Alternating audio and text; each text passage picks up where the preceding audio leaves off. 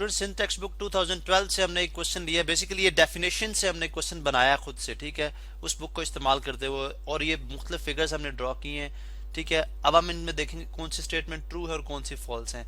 Figure A को देखें तो उसके लिए हमारे पास स्टेटमेंट है in figure A line A D. आप जानते हैं कि लाइन का जो सिंबल होता है वो ये होता है, ठीक है।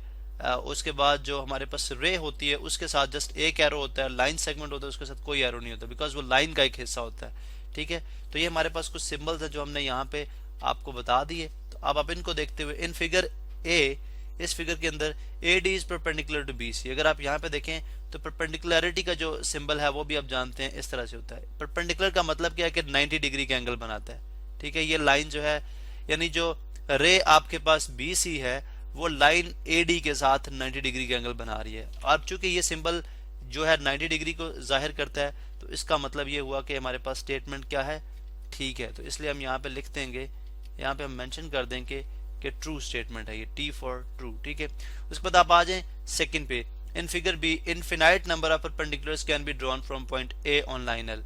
यानी क्वेश्चन वो ये कह रहा है जी कि जो इस पॉइंट पी से इस लाइन के ऊपर बहुत ज्यादा परपेंडिकुलर्स ड्रॉ किए जा सकते हैं, जबकि ऐसा नहीं है। आप जानते हैं कि जो एक पॉइंट से एक लाइन तक का शॉर्टेस्ट डिस्टेंस, कम से कम जो फासला होता है वो परपेंडिकुलर होता है, वो सिर्फ एक लाइन होती है, ठीक है। वो सिर्फ एक लाइन होती है।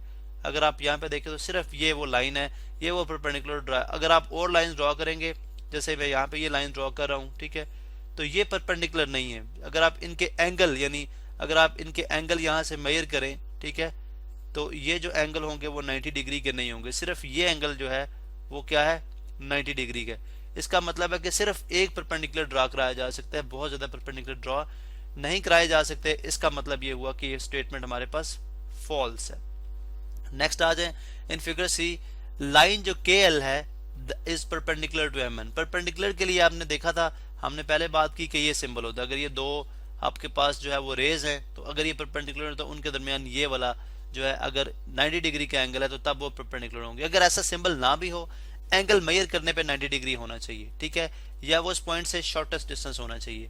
अब अगर आप देखें तो अगर हम ये पॉइंट लेट सपोज हमारे पास इस पॉइंट से अगर मैं एक शॉर्टेस्ट डिस्टेंस ड्रॉ करता हूँ, ठीक है, जो कम से कम डिस्टेंस लाइन एल तक है, तो वो डिस्टेंस हमारे पास ये बनता है, ठीक है। जो कम से कम फासला है वो हमारे पास ये बनता है, ना कि ये बनता है। और वैसे भी अगर आप इस एंगल को मेजर करें, ठीक है, तो ये 90 डिग्री के इक्वल जो है वो is not equal to 90 degree, 90 degree के बराबर नहीं होगा।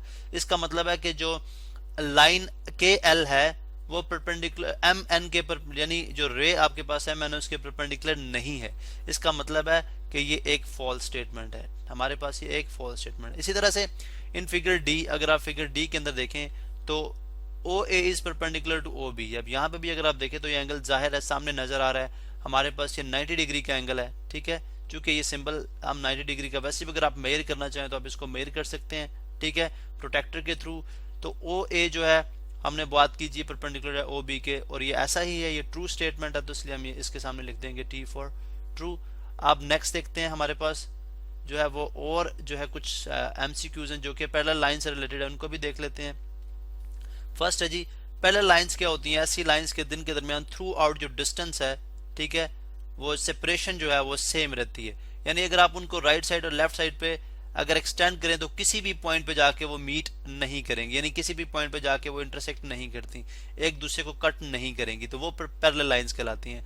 अब जिन फिगर ई लाइंस के and L R parallel lines, के और एल जो है पैरेलल लाइंस, अगर आप यहाँ पे देखें तो आप इनको एक्सटेंड करते जाए इन्फिनिटी तक, राइट साइड पे भी और लेफ्ट साइड पे, यानी दाईं तरफ भी और बाएं तरफ भी, तो ये किसी भी पॉइंट पे जाके इंटरसेक्ट नहीं करेंगे, जिसका मतलब ये होगा कि वाकई ये पैरेलल लाइंस हैं। तो इसका हम लिख सकते हैं कि ये हमारे पास एक ट्रू स्टेटमेंट है। इसी तरह से in figure F lines M and N are also parallel. अब बजाहिर तो अगर आप देखें तो इनमें इंटरसेक्शन नहीं है, लेकिन चूंकि इनके दरमियान डिस्टेंस अगर आप देखें तो वो कम होता जाता है। यहाँ पर डिस्टेंस ज्यादा है, ठीक है, उस तरह यहाँ पर डिस्टेंस कम हो गया, यहाँ पर डिस्टेंस और कम हो गया दोनों के दरमियान, यहाँ पर डिस्टेंस और कम हो गया। और अगर आप इनको एक्सटेंड करते जाएंगे तो आप देखेंगे कि एक पॉइंट पे आके जहां पे आके ये मीट कर जाएंगे। इसका मतलब है कि पैरेलल लाइन तो मीट नहीं करती, लेकिन ये मीट कर रही हैं, जिसका मतलब ये हुआ जी कि ये लाइन जो है आपस में पैरेलल नहीं है, ठीक है। इसलिए हम यहाँ पे बोल देंगे कि ये एक हमारे पास फॉल्स स्टेटमेंट है, हमने इसलिए इसके सामने लिख दिया फॉल्स। इस तरह in figure G lines O and P are not parallel lines. अब ये तो जाहिर सामने नजर आ रहा है कि ये इंटरसेक्ट कर रही हैं। लेट्स सपोज जो इंटरसेक्ट कर रही है उस पॉइंट को हम क्या देते हैं, पॉइंट एम। तो पॉइंट एम पे इंटरसेक्ट कर रही है, लेकिन पैरेलल लाइंस की हमने बात की थी वो इंटरसेक्ट नहीं करती। इसका मतलब है उसने ये बोला जी कि और नॉट पैरेलल लाइंस, तो ये पैरेलल लाइंस वाकई नहीं है, इसलिए हम यहाँ पे लिख देंगे ये हमारे पास एक ट्रू सेंटेंस है। तो ये बेसिकली वो क्वेश्चंस हैं जो कि पैरेलल लाइंस और परपेंडिकुलर लाइन से थे जिनको हमने सॉल्व किया।